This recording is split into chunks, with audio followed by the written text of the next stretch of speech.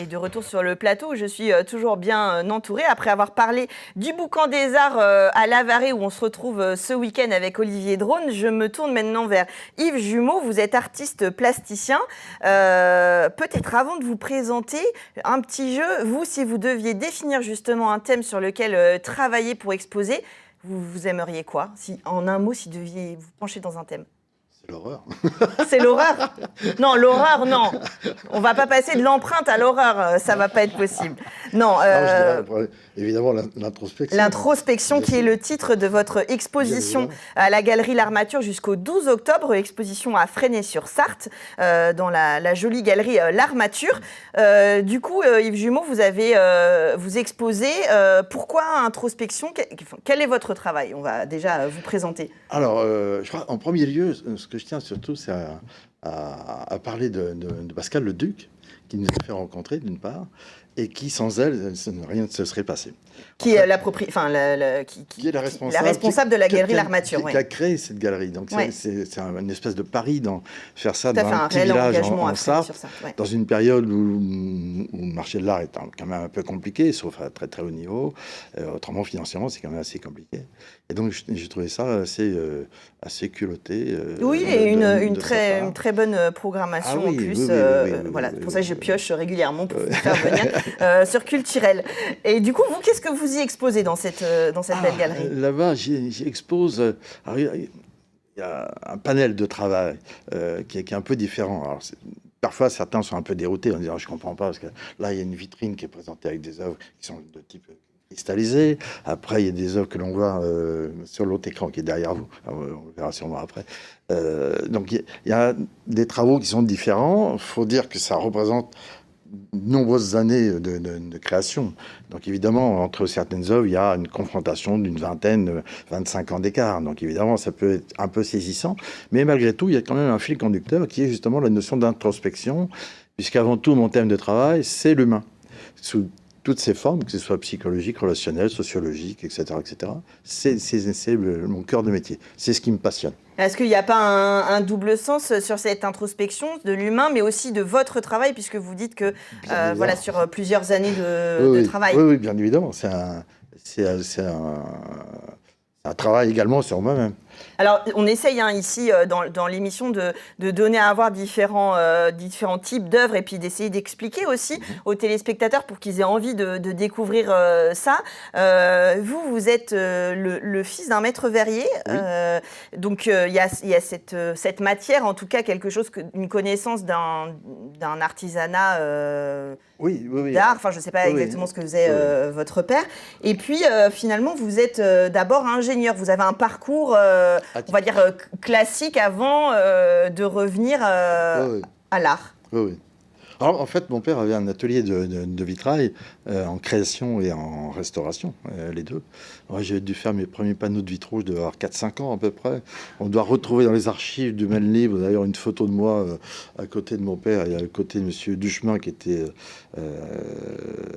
ferronnier d'art à l'époque. Et tout gamin, en fait, je voulais faire la sculpture, mais en verre. Alors, ça paraissait une utopie totale, puisque ça se faisait pas. Il y a encore 40 ans en arrière, personne n'y croyait. Et je crois qu'en fait, pour en avoir réfléchi ces derniers temps, je crois que c'était la réunion, en fait, d'un ami à mon père, qui était sculpteur, qui travaillait le bois, et qui était un compagnon du Tour de France, et qui avait une particularité, comme tous les compagnons du Tour de France à l'époque, d'avoir une petite bague en or. Et c'est l'association de ces deux types pour qui j'avais beaucoup d'admiration, et j'avais envie de faire la sculpture en verre. Donc c'est un peu étonnant. Non, mais si je vous demande ça, parce que c'est vrai que parfois c'est une petite anecdote qui nous amène vers un artiste ou vers le travail de quelqu'un, et des choses qui peuvent être difficiles à appréhender pour le grand public. Voilà.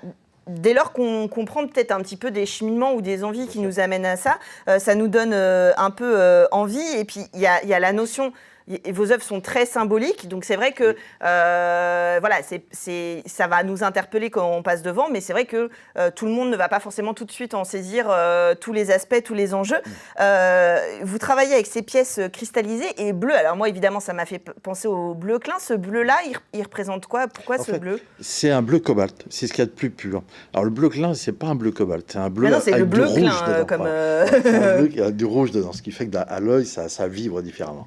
Alors que là, c'est un pur cobalt. Ça peut pas être plus pur cobalt que ça au niveau de la couleur. Alors c'est vrai que c'est souvent la référence, c'est un peu comme une époque on parlait des bleus de Chartres. Oui, c'est le côté monochrome et puis la sculpture monochrome aussi, mais l'idée de vous approprier aussi un médium et qu'il soit utilisé sur plusieurs œuvres, ça permet une sorte de signature. Et cette cristallisation, comment elle s'opère?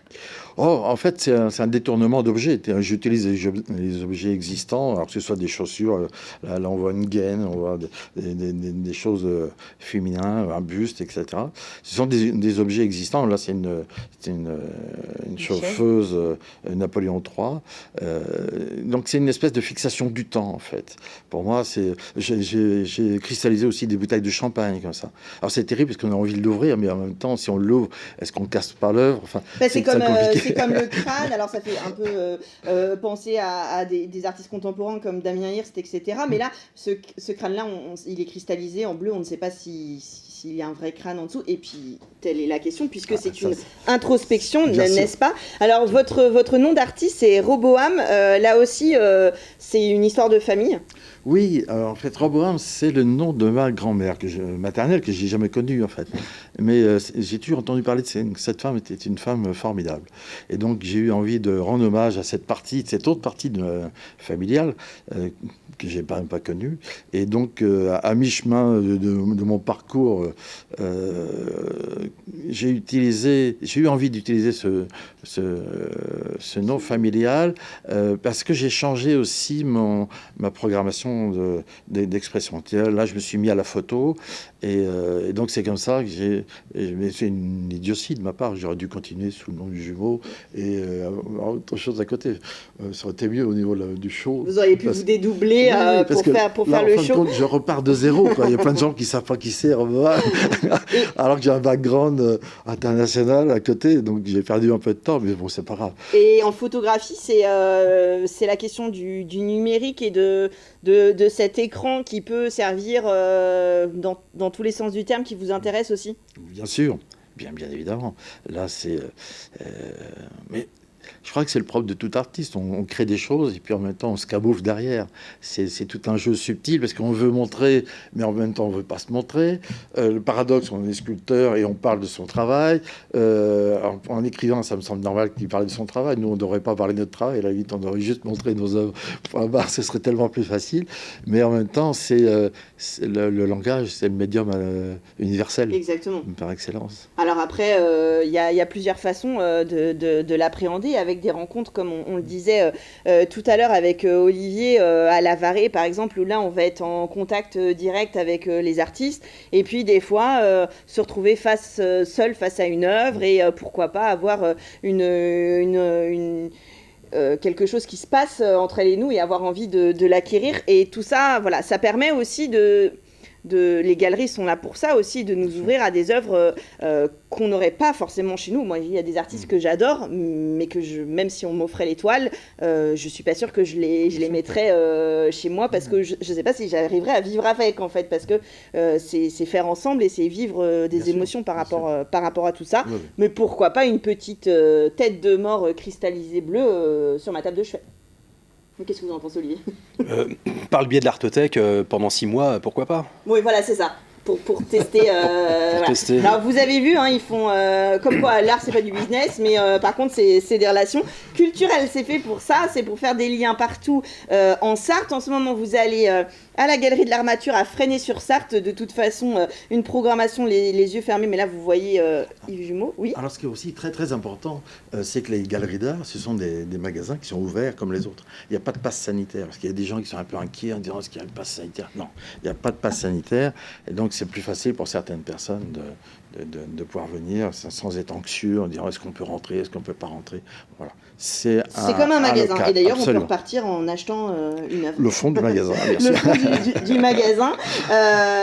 Et ben voilà, vos idées de week-end sont toutes trouvées. On va vous en donner d'autres par la suite de Culturel.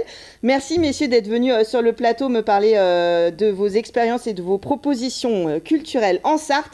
Comme je vous l'ai dit, ils ne peuvent pas tous venir sur le plateau. Il s'en passe plein de choses ici. Vous n'avez plus aucune excuse. On voit ça tout de suite dans Culturel.